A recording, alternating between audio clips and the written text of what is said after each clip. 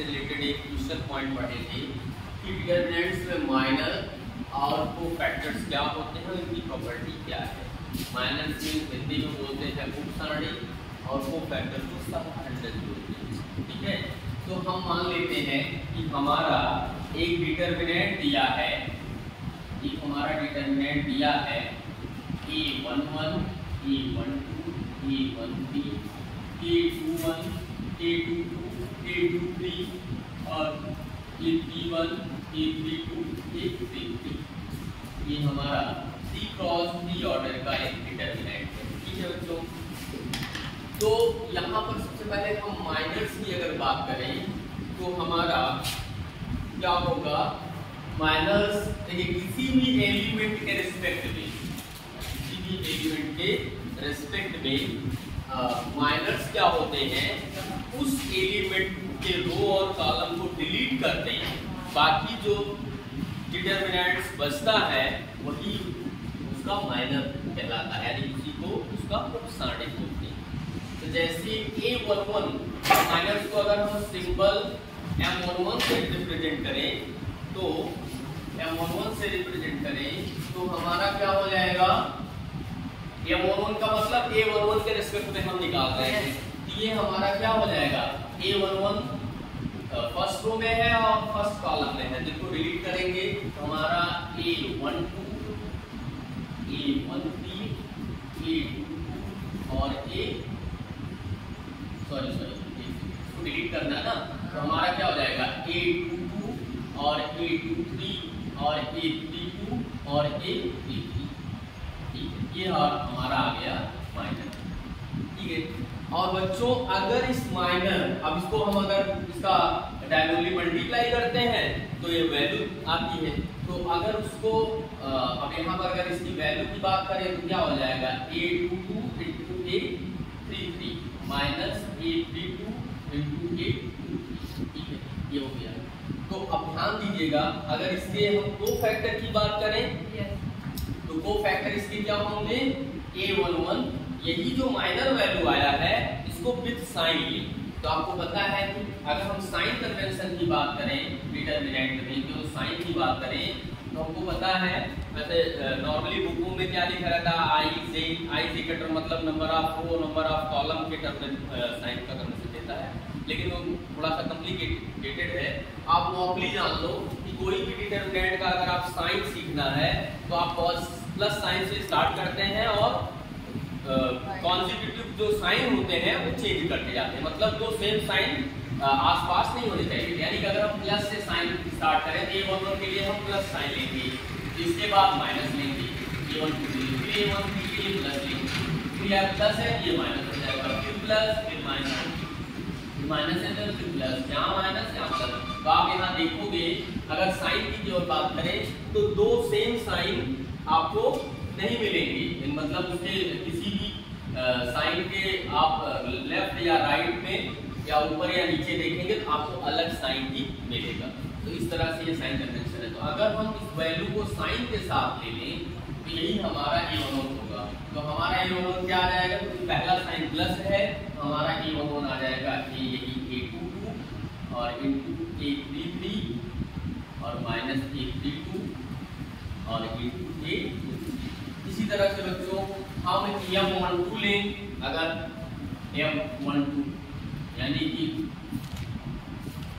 A12 के respect में अगर हमको माइनस निकालें यानी कुछ सारणी निकालें तो वही काम करेंगे कि सेकंड कॉलम और फर्स्ट रो को डिलीट कर देंगे।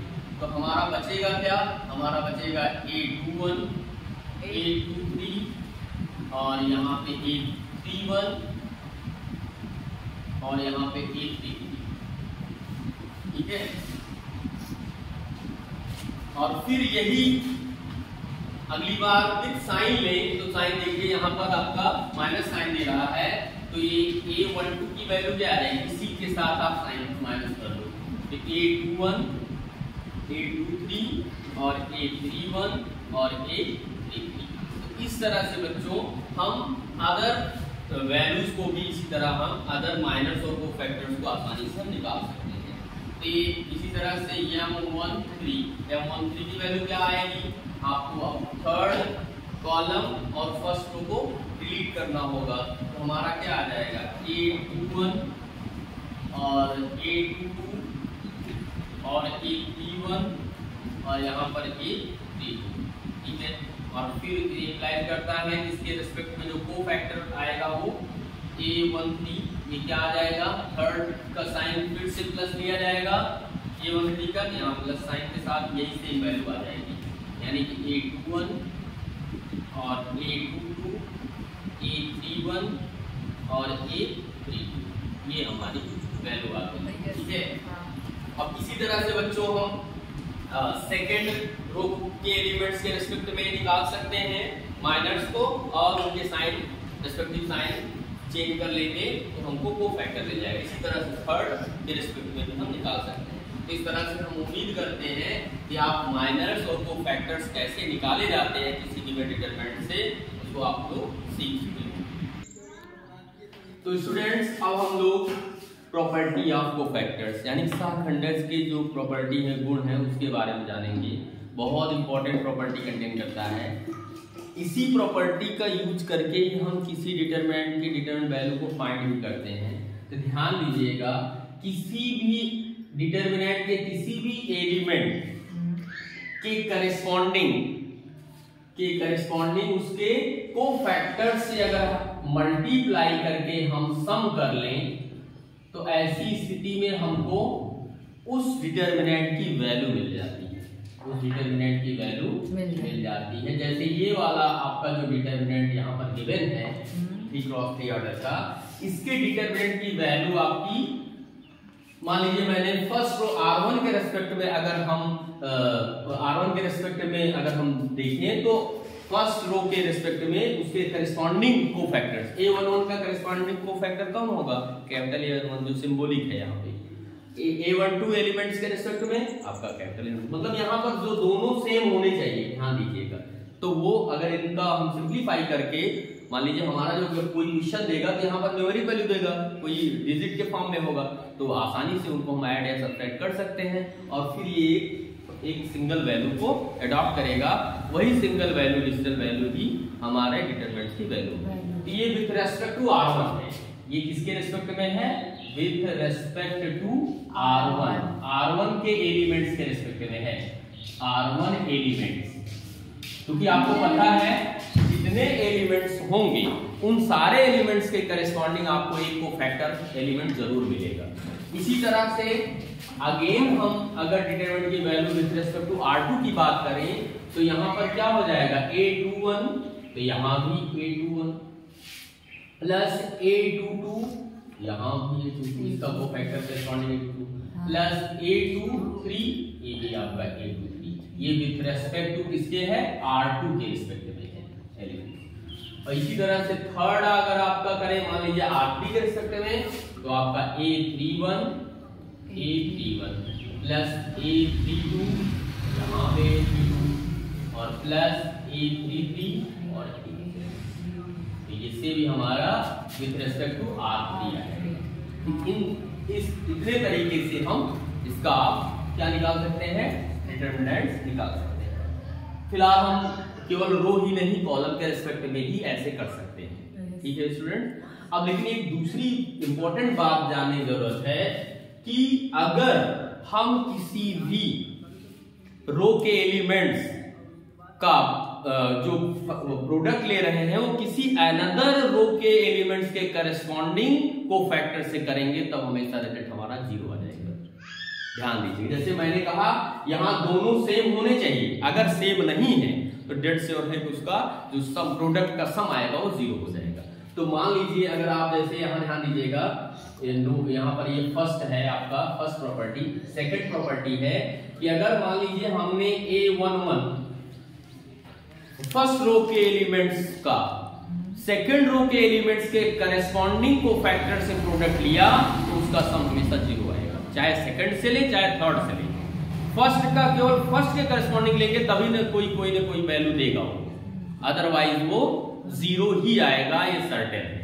तो कुल मिला के A11 और यहाँ पर हम क्या लें, हम सेकंड रो के एलिमेंट्स के करस्पॉन्डिंग कोफैक्टर्स लें तो A21 प्लस A12 यहाँ पे आपका A22 और प्लस A13 यहाँ पर आपका A23, इसकी वैल्यू 0 आएगी, इसकी वैल्यू 0 आएगी। इसी तरह से अगर हम थर्ड का ले लें तो यही बराबर हो जाएगा A11 और A31 प्लस A12 यहाँ पर A32 और प्लस A13 और यहाँ पर A33। तो ये दोनों मतलब चाहे आप सेकंड रो के करस्पॉन्डिंग एलिमेंट्स के रिस्पेक्ट में कोफैक्टर्स का प्रोडक्ट करके सम ले, चाहे थर्ड का ले, 0 हमेशा आएगा।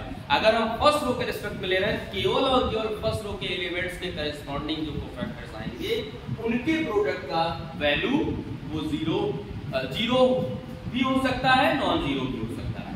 0 होगा तो जाहिर सी बात है वो उसको नॉन डिटरमिनेंट वो रेसिप्रोकल फॉर्म नहीं बनाएगा, ए इनवर्स मैट्रिक्स नहीं बनेगी उसके करस्पॉन्डिंग डिटरमिनेंट की, अदरवाइज वो बनाएगा। लेकिन इन दोनों के रिस्पेक्ट में तो 100% श्योर है वो हमेशा 0 ही आएगा। क्लियर हो गया? तो ऐसे ही हम अगर अब दूसरे रो के एलिमेंट्स का तीसरे रो या फर्स्ट रो के करस्पॉन्डिंग कोफैक्टर्स से अगर प्रोडक्ट लें तो भी हमेशा क्या आ जाएगा, 0 आ जाएगा। इसी तरह से आपका सिमिलरली आप लिख सकते हैं सिमिलरली अब मान लीजिए मैंने फर्स्ट रो के रिस्पेक्ट में देखा और हम अब सेकंड रो के रिस्पेक्ट में देखते हैं तो A21, अब लेकिन सेकंड रो के रिस्पेक्ट में देख रहे हैं तो उसको छोड़कर किसी दूसरे रो के रिस्पेक्ट में जो कोफैक्टर्स हैं, मान लीजिए फर्स्ट रो आपके यहाँ पर A11 plus A22 A12 plus A23 A13, इसकी वैल्यू 0 आएगी। और यही चाहे आप सेकंड रो फर्स्ट रो और थर्ड रो दोनों के रिस्पेक्ट में अगर कोफैक्टर्स देखेंगे तो आपका 0 ही आएगा, यानी कि A21 और यहाँ पर A31 प्लस A22 और यहाँ पे आपका A32 और प्लस आपका A23 और यहाँ पर A33, इसका भी 0 आएगा। इसी तरह से अगर आप थर्ड रो के एलिमेंट्स का किसी अनदर रो के एलिमेंट्स के करस्पॉन्डिंग कोफैक्टर से प्रोडक्ट लेंगे वो भी 0 हो जाएगा। तो उम्मीद करते हैं आप लोग इस कॉन्सेप्ट को समझेंगे। ज्यादा अगर आपको दिमाग में न समझ में आए तो यहाँ विशेष ध्यान देना कि जब ये दोनों सेम हो, इनके दोनों के लोकेशन सेम हो, तब तो वो वैल्यू 0 या नॉन 0 कुछ भी आ सकती है। लेकिन अगर दोनों सेम नहीं है तो निश्चित रूप से उसकी वैल्यू 0 ही आना है, उसके अलावा कुछ भी नहीं आना। ठीक है, तो उम्मीद करते हैं आप लोग इस कॉन्सेप्ट को समझे होंगे। बहुत ही क्रूशियल कॉन्सेप्ट है, इसी के बिहाफ पर आपको डिटरमिनेंट की वैल्यू मिलेगी।